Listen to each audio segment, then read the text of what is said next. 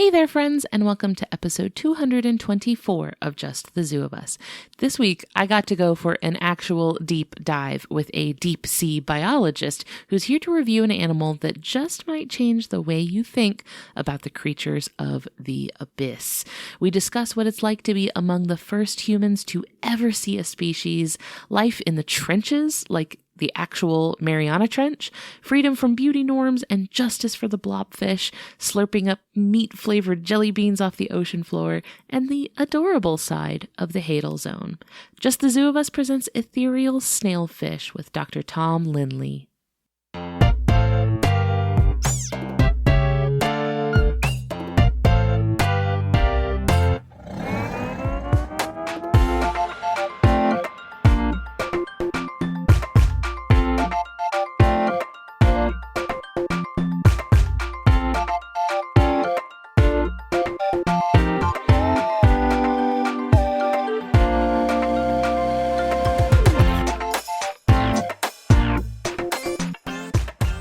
Everybody, it's Ellen Weatherford. I'm here with Just the Zoo of Us, your favorite animal review podcast. I'm so excited to be bringing you a brand new friend for this week. This is Dr. Thom Linley. Say hi, Tom. Hi, everyone. I'm so excited to talk to you. Little starstruck because we have a deep sea icon among us today. This is very exciting to talk about a really cool, very mysterious creature from the darkest depths of the ocean, to quote the Zoo Books commercial that I know for heart for some reason.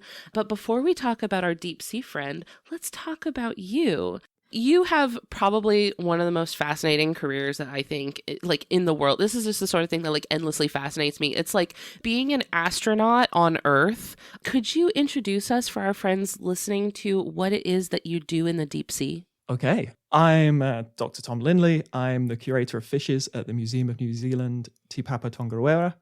And I like to explore the deep sea, and not to be snobbish, but like the really deep sea, the really, really deep bits. Because there's a lot of it. We decide that the deep sea kicks in at about 200 meters because that is kind of the edge of our countries, and that's kind of the edge of the bits that we lay claim to and the bits that we can easily get to. So it starts at 200 meters and it goes down to almost 11,000 in some places. So it's like most of the planet. So it's hard to specialize in that because there's a lot going on.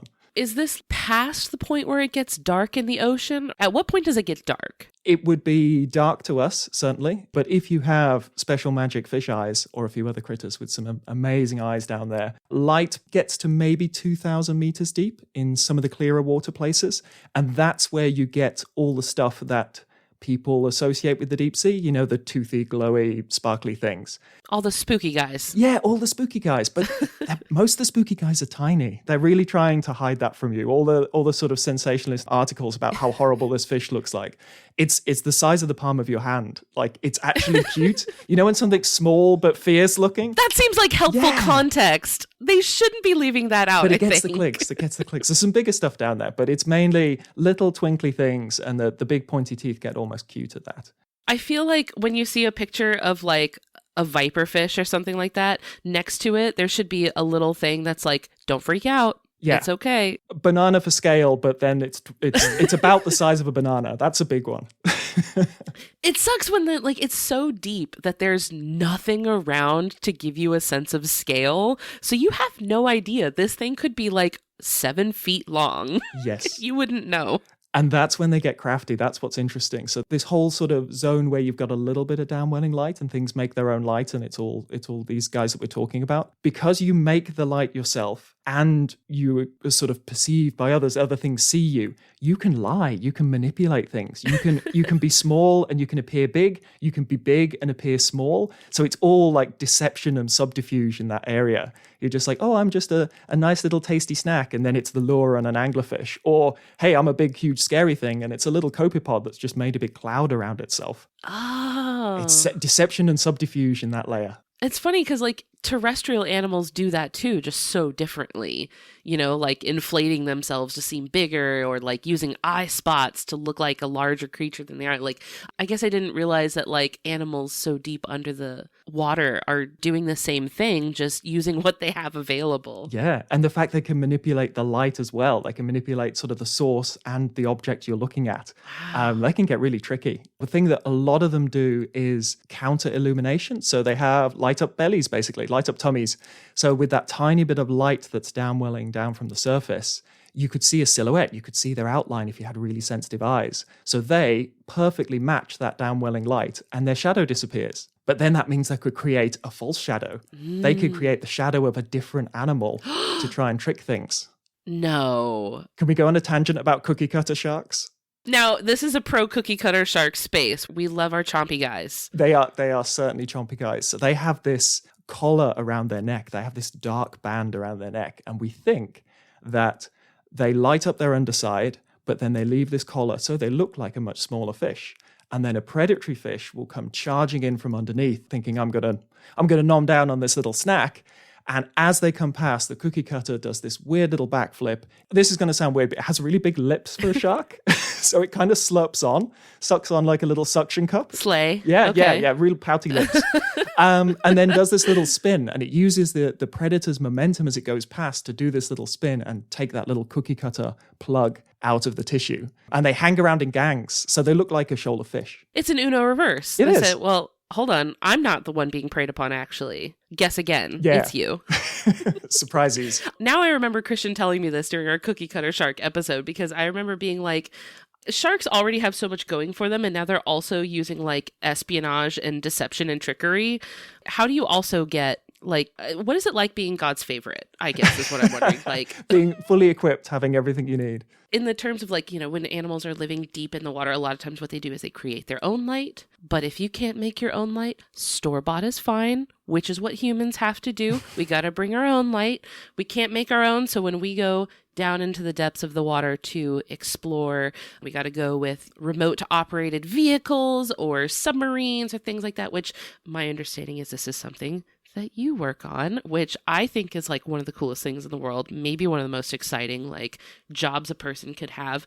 And for people who are listening who are like, that sounds like the coolest thing I've ever heard of, could you give us a little peek into like what sort of a day in the life is like working on one of these like deep sea research vessels? Okay, it's massively varied. So our team was successful because we went for landers or pop-up vehicles, and that was what our sort of lab specialized in. So once you lower something down and you're going, 8,000 meters, the physics gets weird. Like there is probably only a couple of vessels, a couple of ships in the world that could actually lower something down to those kind of depths.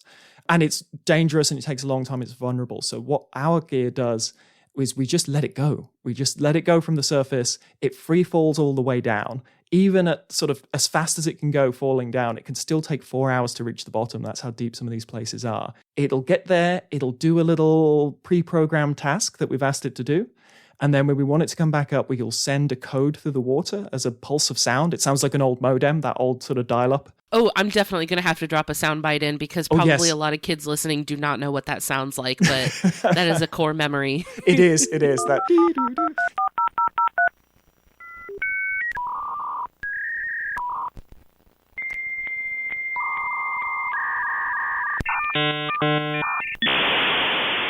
Yeah, that through the water column. And then it drops some weight, floats back up to the surface, and we get to pick it up. And this is the thing they never teach you about in science school. I get to throw a grappling hook, and I'm quite good at throwing a grappling hook. Like that's not the idea of a scientist. This is Batman behavior. Yeah, it's all in the line management, You focus on throwing the grappling hook, but actually it's all about the line. So yeah, I can throw a grappling hook. I bring this thing on board, and this is the moment that's really humbling for me because there's a scary bit with like as our equipment worked. We're under these incredible forces, and then I'll pop out a memory card, and we don't know yet what we've seen. We know we've sent a camera to a place that no human has ever seen before. So pop that into the laptop, scroll down to where it gets exciting, and there it is. I'm looking at something no one has seen before, wow. and then on top of that, something beautiful swims into shot. And that is it. I'm the first human being to see that animal. And that's why I get up in the morning. That's fantastic. So you mentioned that like you don't know what's on the pictures until you see them. Is it just like a little robot that's going around trying to like take pictures, like hope something's in this? There's a lot of that. Most of our images are probably images of nothing because it's a little bit sparse down there. It's a little bit spread out. So our gear doesn't actually move. It sets up shop. It just lands where it is. But we have a little incentive. So what we tend to do is we tend to use bait.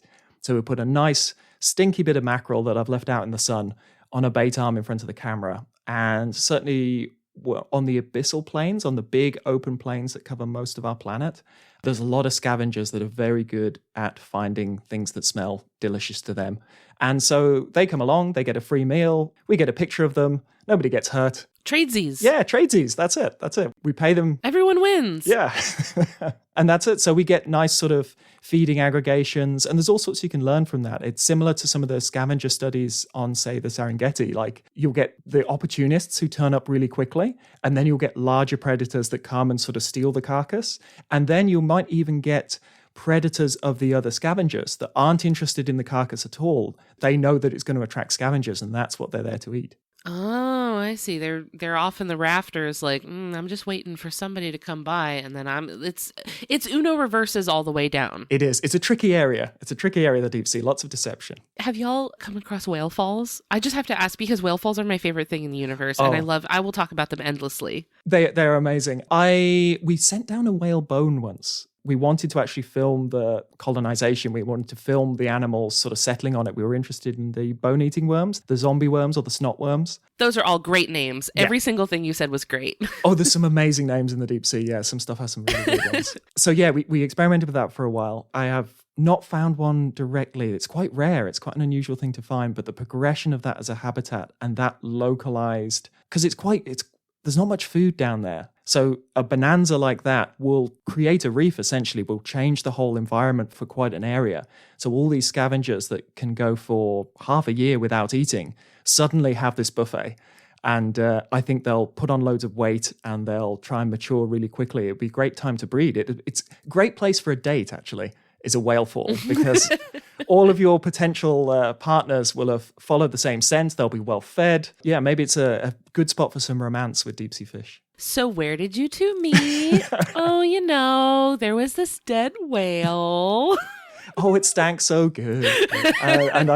As I gazed across the blubber, our eyes met.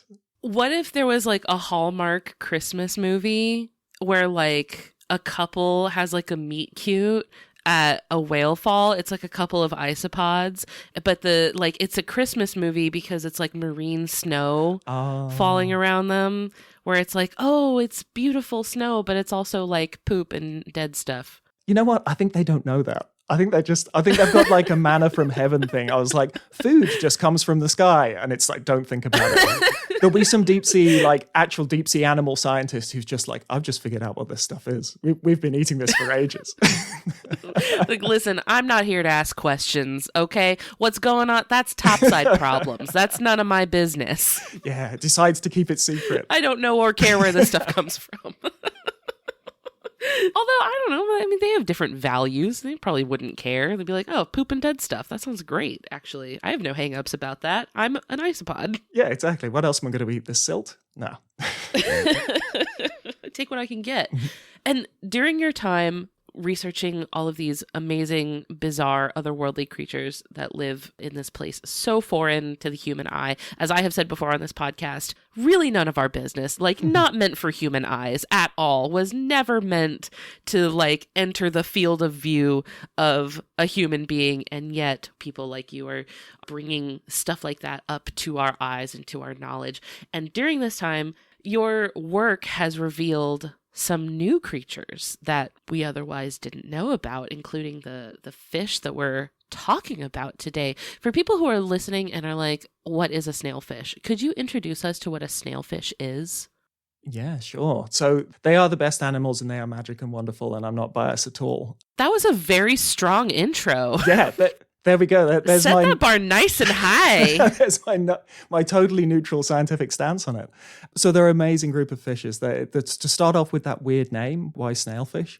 They're pectoral fins, which are like the little leggy fins, the fins underneath a fish, they have fused into this little suction cup that lets them hold on to things. And so you actually find them right up in the intertidal in the rock pools, and they use this little suction cup to hang on in the current. So they might hang on to, say, a big piece of kelp, and they tend to curl their body around, probably to reduce drag. So they look like a little curled up snail. Oh, I see it. Yeah. These family of fishes, you can find them in a couple of centimeters deep in a rock pool, and you can find them in the deepest places on Earth. And they go, as far as we can tell, they go deeper than any other fish. They are winning at it. And they've had this interesting history that has led them to these sort of super deep places, because they're really good at being in cold areas. There's loads of them, particularly in the Antarctic, and they sort of radiated into lots of different species down there.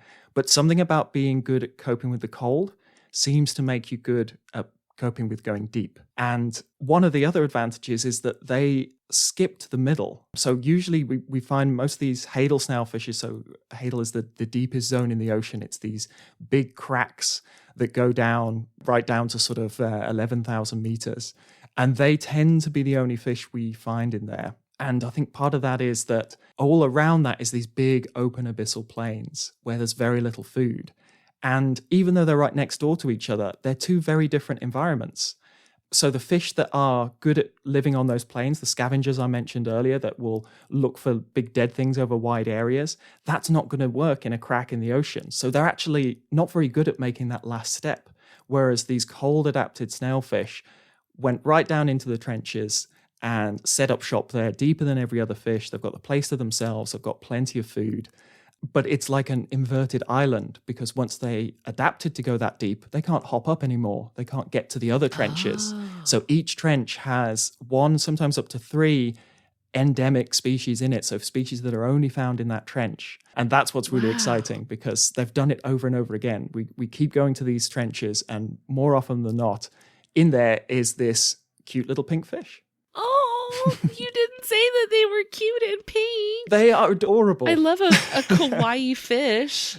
No, very much so. Big eyes. They've kind of got a wrinkly sort of naked mole rat kind of feel to them, but I think they're cuter. These sort of smiling looking mouths. And they're also quite social, quite gregarious, because they're not so food limited. They form these big groups, and they sort of seem to nuzzle up against each other when they're feeding, and they are adorable. So if to break away the deep sea fish mold, 200 meters to a couple of thousand meters, that's the scary pointy ones, but they're actually tiny. Then for maybe 3,000 to 6,000, 7,000 meters, big dumb looking things in greys and browns. Just the reason nobody talks about them is that they're not the scary monster that everyone hopes they are. They're just big brown and grey things that are eking by on very just little guys. food. Just guys hanging out. Guys. Just guys being guys. And then you go down into these trenches and everything gets adorable. We've looped back around. You loop all the way back around into cute. It's like you horseshoe around where you have to get so terrifying that you come back around to being cute again. Like the flares are back. You mentioned that these snailfish have their pectoral fins are fused together into something like a suction cup. This reminds me, years ago, we did an episode with a researcher named Kelly Diamond who told us about these gobies that have a suction cup on their, like you said, like the fused pectoral fins makes a suction cup and they suction up waterfalls. Yes. Is there any relation here? No. They've come up with the same idea again. There's clingfishes as well. No way. Yeah. It turns out little suction cup legs work. So a few critters have done it. Sometimes in high flow areas, sometimes it's a way of saving energy. It's still present in the really deep snailfish, or at least it's present in the most dominant groups, but it seems to be, it's lost a lot of muscle. It's not really grabbing on because there's not much current down there, but they still have them. So they seem to be serving a purpose down there. It seems like such a drastic adaptation to have like both arrived at just on their own. That is so interesting. There's some wild convergent evolution in these. And each one is carrying their history. So it might not actually be that useful down in a super deep sea trench. But you came from the Antarctic, and that's what you sort of brought with you as one of your traits, and it hasn't disappeared yet. I've heard so many times, like in evolution, how a lot of times if something's like not hurting you, it's like you might as well keep it. Like, I don't know, just keep it. It's fine. Unless you're punished for it. Actually, going back to some of the big, boring, brown-looking fish in the abyssal plains, we went to an area where maybe 1 in 5 were just a brilliant white, just beautiful, beautiful white. And we have a little theory that it's a mutation that knocked out the pigments, similar to like you see in cave species, cave fish.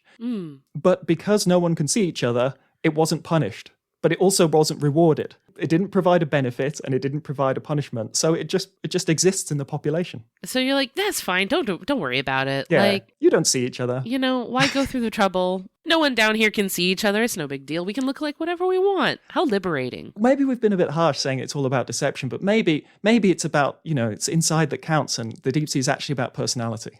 I love that they're afforded the anonymity of like no one being able to see each other. So it's like, I'm going to look this way for me. Yeah. I'm going to look the way I want to. It's for me. It's not about you. Freed of beauty norms. Truly freed of beauty norms down there, because ain't no beauty norms happening down in the deep ocean. You mentioned that once you get deep enough, the creatures get kind of like cute and pink.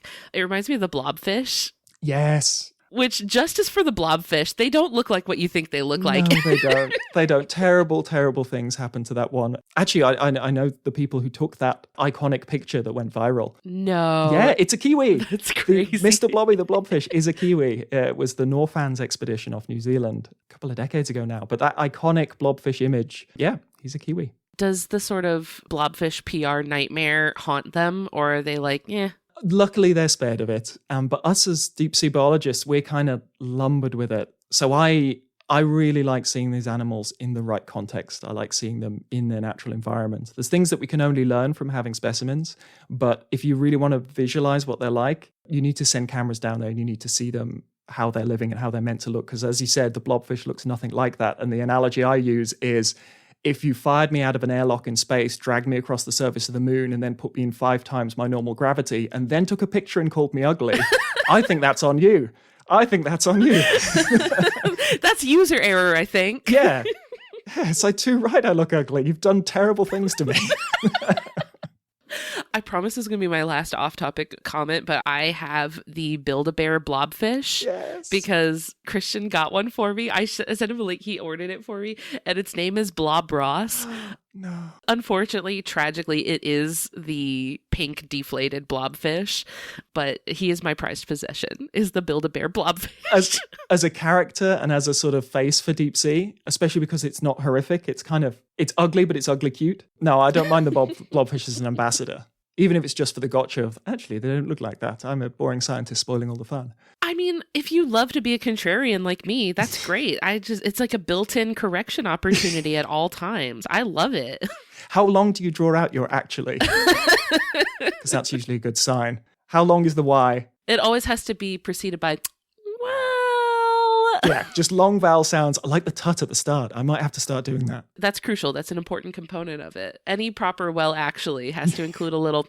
Yeah, they've got to know it's coming. Which is a devastating sound to include on the podcast. I usually edit that sound out, but it is important for what we're talking about. And it's meant to be annoying.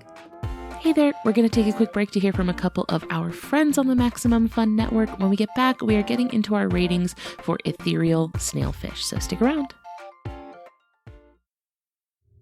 From the twisted minds that brought you the Adventure Zone, balance and amnesty and graduation and ether sea and steeplechase and outre space and all the other ones, the McElroy brothers and Dad are proud to reveal a bold vision for the future of actual play podcasting. It's called the Adventure Zone versus Dracula. Yeah, we're gonna kill Dracula's ass. We're gonna attempt. We haven't recorded all of it yet. We will attempt to kill Dracula's ass. The Adventure Zone versus Dracula. Yes, a season I will be running using the D&D 5th edition rule set, and there's 2 episodes out for you to listen to right now. We hope you will join us. Same bat time, same bat channel for more fun. I see what you did there. Have you ever wanted to know the sad lore behind Chuck E. Cheese's love of birthday parties? Or my Saturday mornings are reserved for cartoons? Or have you wanted to know how beloved virtual pet site Neopets fell into the hands of Scientologists? Or how a former Mattel employee managed to grow Sega into a video game powerhouse? Join us, hosts Austin and Brenda, and learn all of these things and more at Secret Histories of Nerd Mysteries, now on Maximum Fun.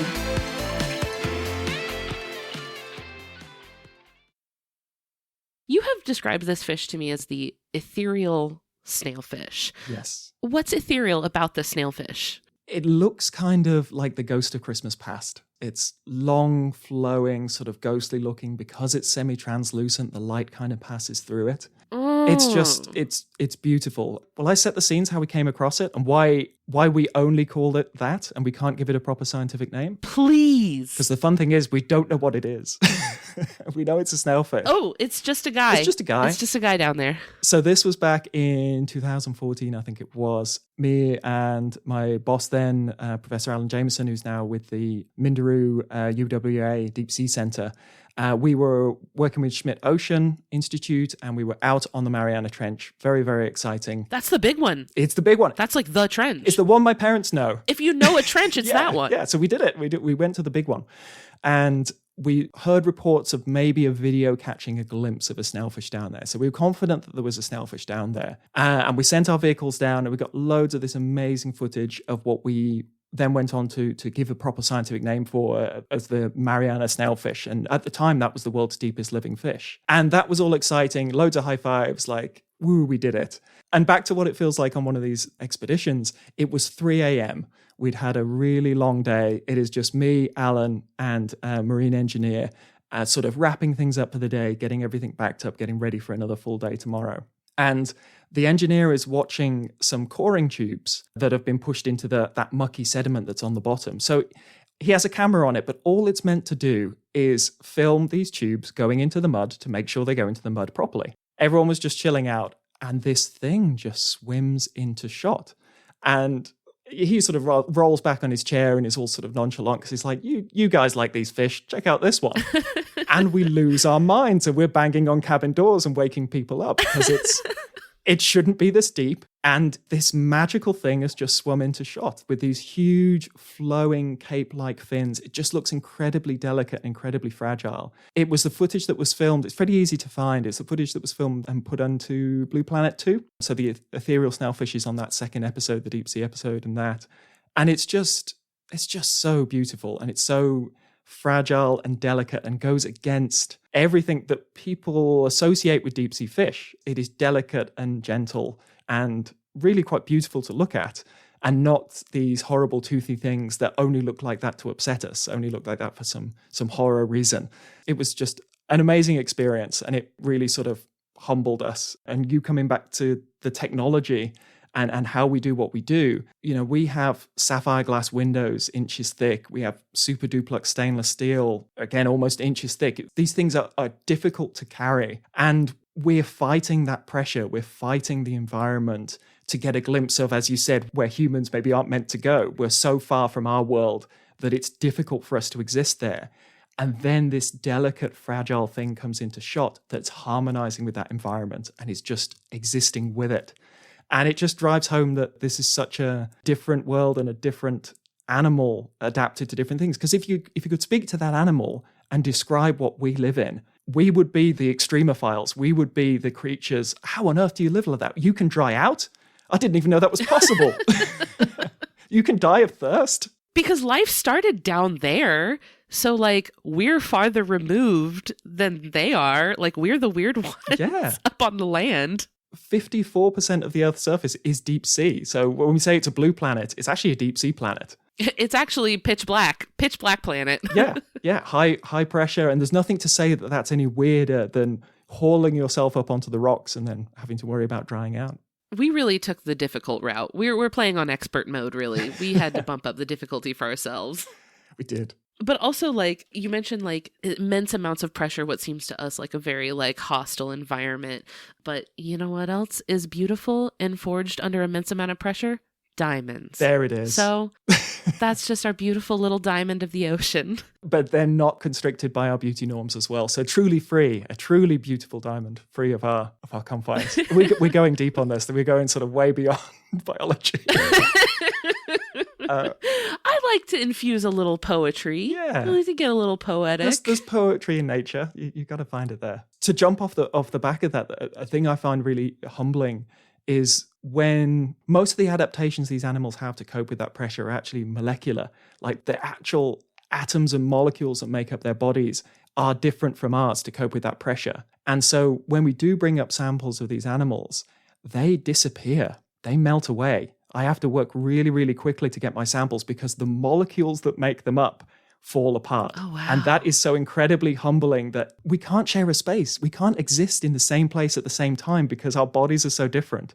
And that's just, Right. that's so exciting. And both being like on the same planet Yes. and feeling like our existences are so far removed from each other that we can't even like physically dwell in the same place. And yet we share a planet. Yeah.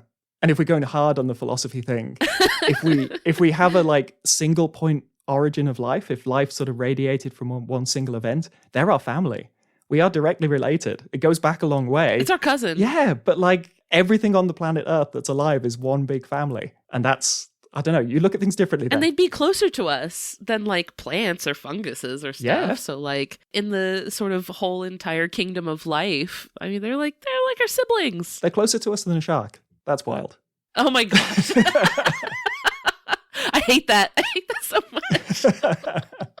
If this is your first time ever listening to this podcast, what we do is we rate animals out of 10 in different categories. The first of which is effectiveness. This is things like built into the animal's body, things about them that let them do a good job of the things that they're trying to do, like not be crushed by the crushing pressure of the ocean.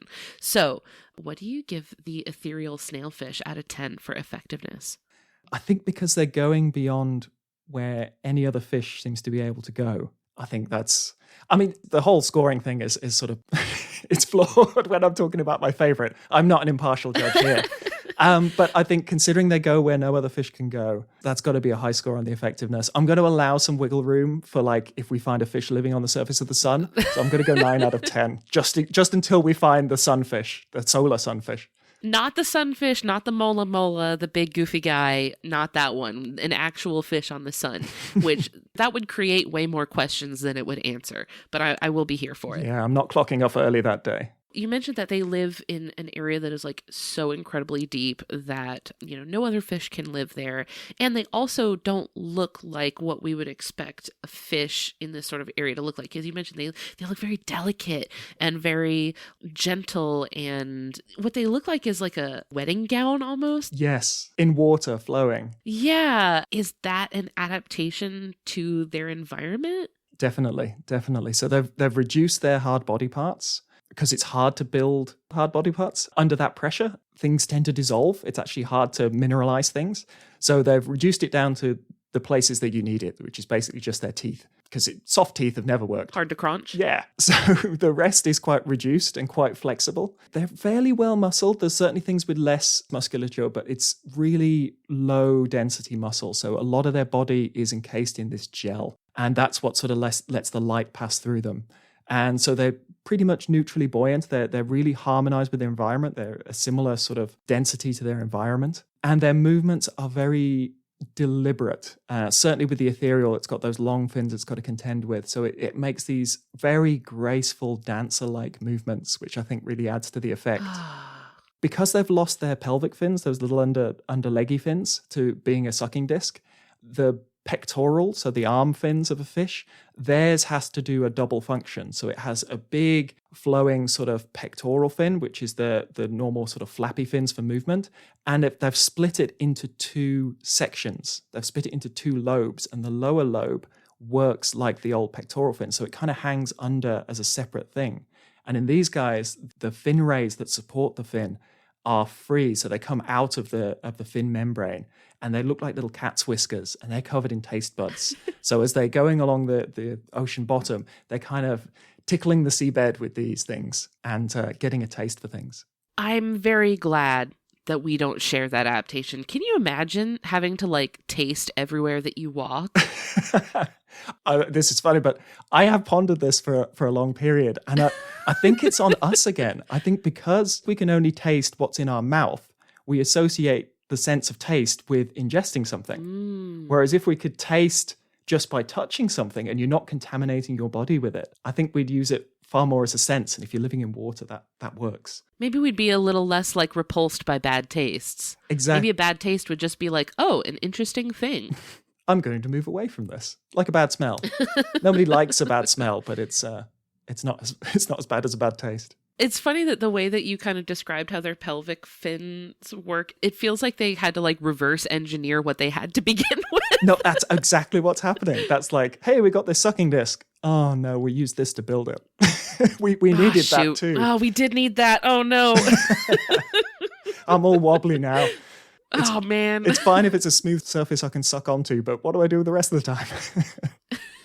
Now, being this deep, like you mentioned, so deep that, other fish can't live here, it kind of has the benefit of being outside of the range of things that would otherwise want to eat them. Do they have to be afraid of anything down there? They don't seem to be. We haven't seen anything that looks like a predator. Once they come a little bit shallower, there are things that might eat them when they start interacting with other fish. So I think they're sort of hiding away down here.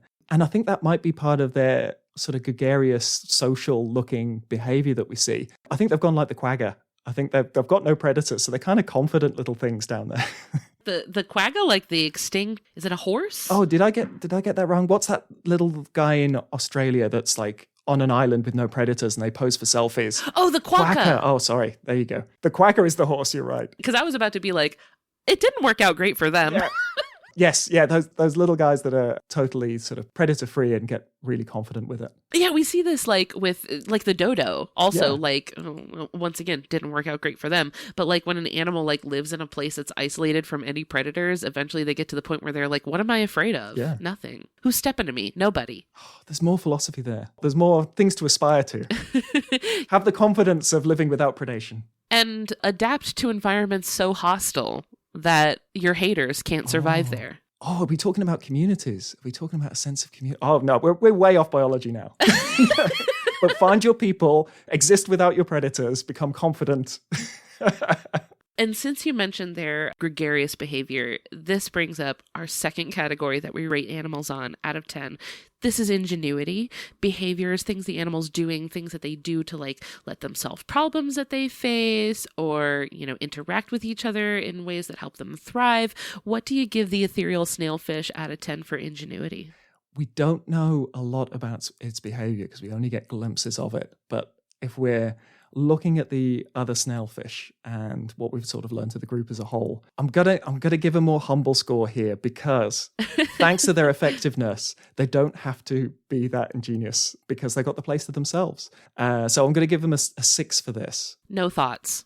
Heads completely empty. Yeah, or just kind of quite zen maybe. As far as fish go, and certainly deep sea fish, they're on the smarter end of things. They probably have some form of parental care. Yeah. Really? Yeah. That's cool. There's some really weird examples in the whole sort of family that the snailfish come from.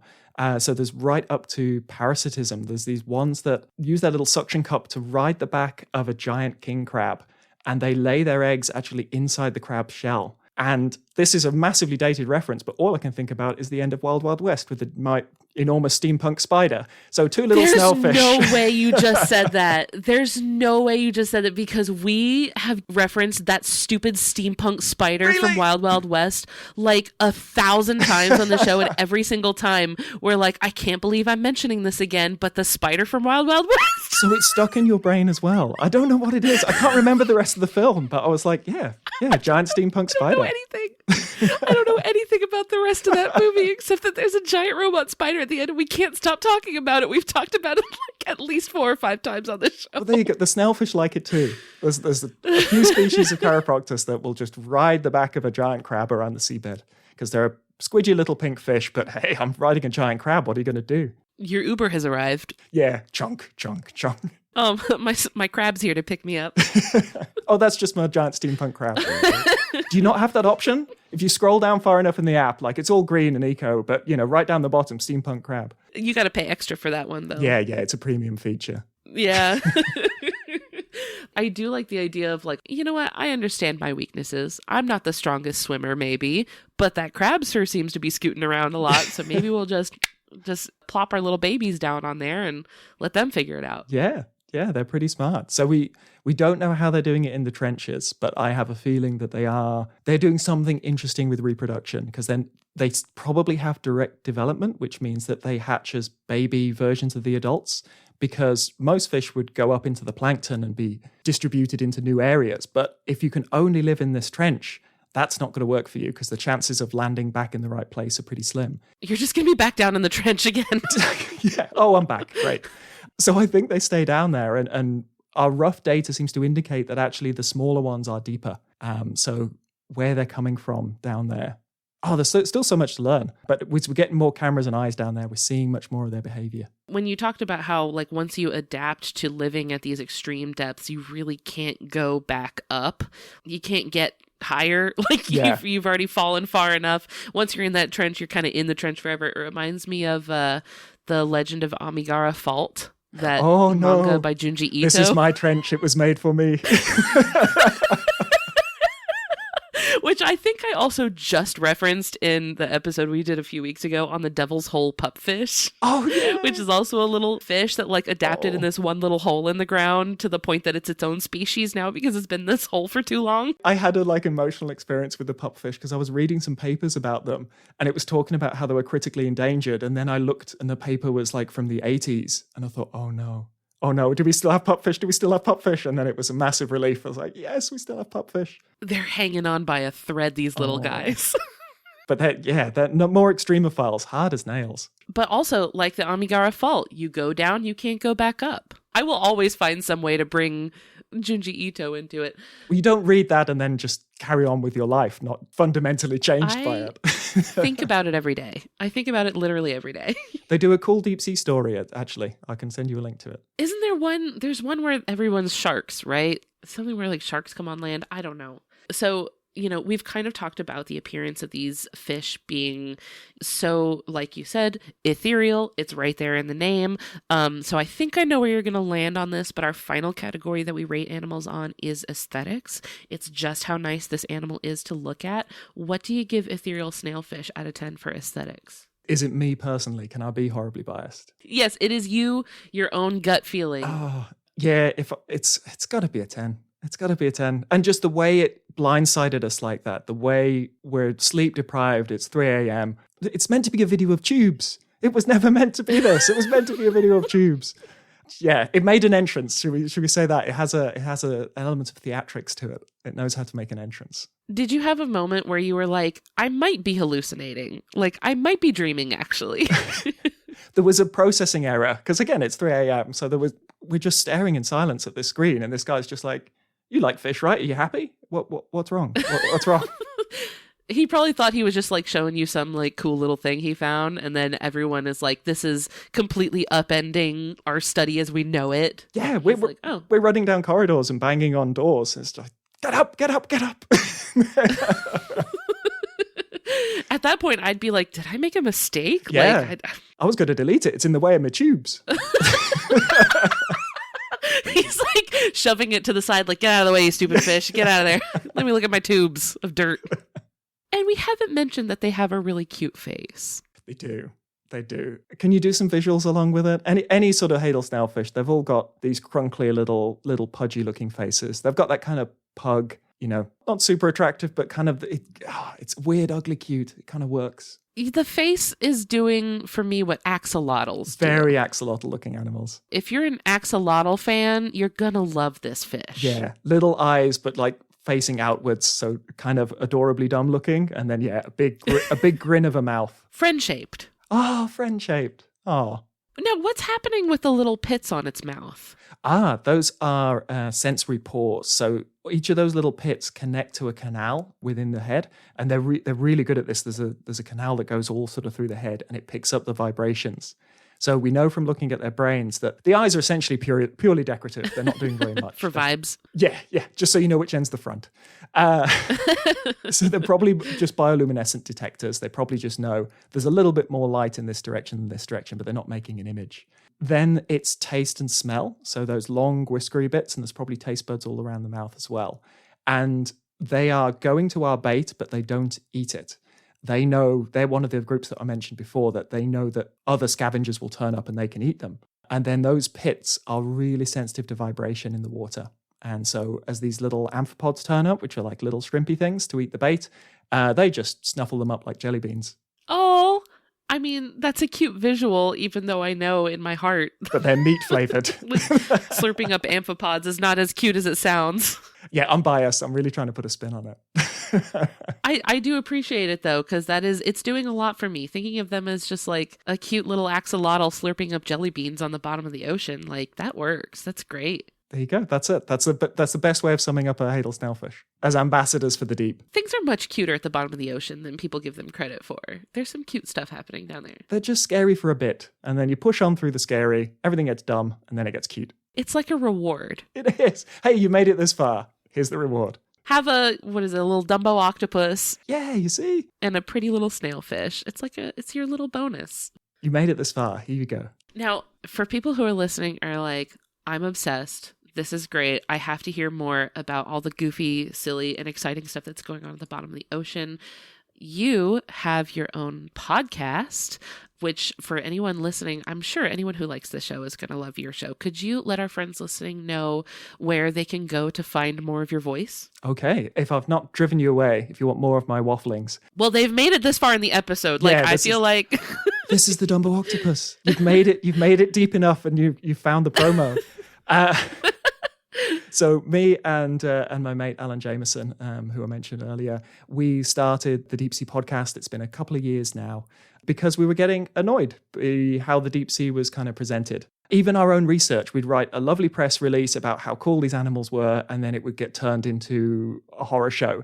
And people who were interested didn't know where to go to get actual factual stuff. So we're having a bit of fun with it. We call it a punk take on a science podcast because we were a little bit silly. If we're too silly, we also do condensed versions that are just the science. But we're chatting with the most interesting people we know about some bits of the deep sea that you might not always know about. We should be the first thing you find if you search for the Deep Sea podcast.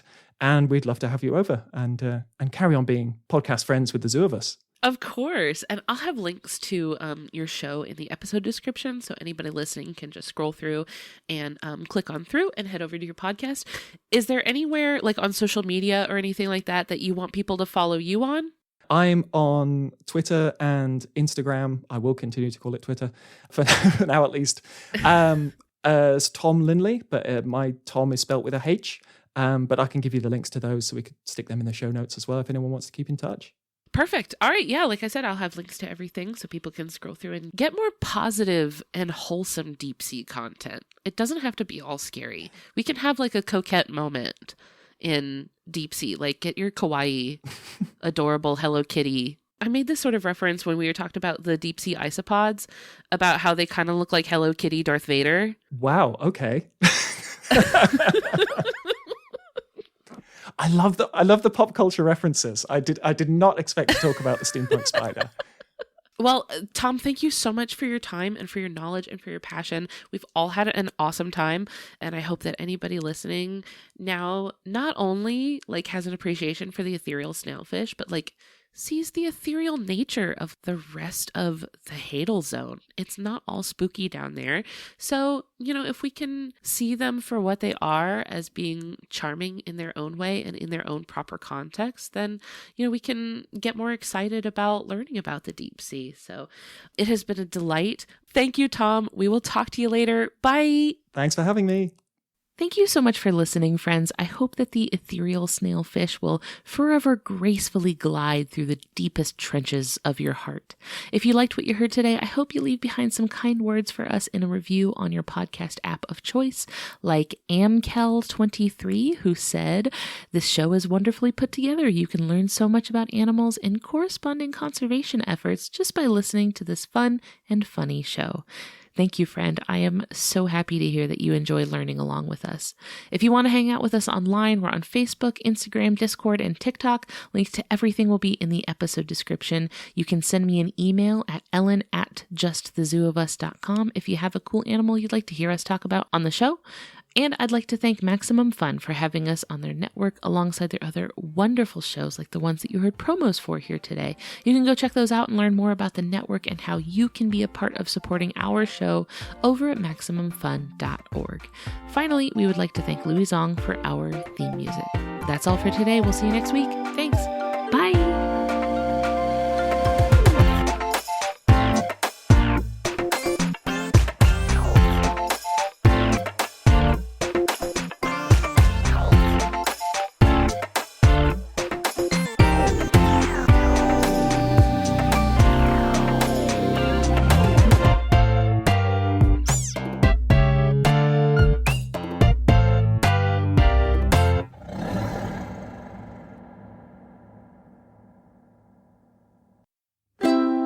MaximumFun.org. Comedy and culture. Artist owned. Audience supported.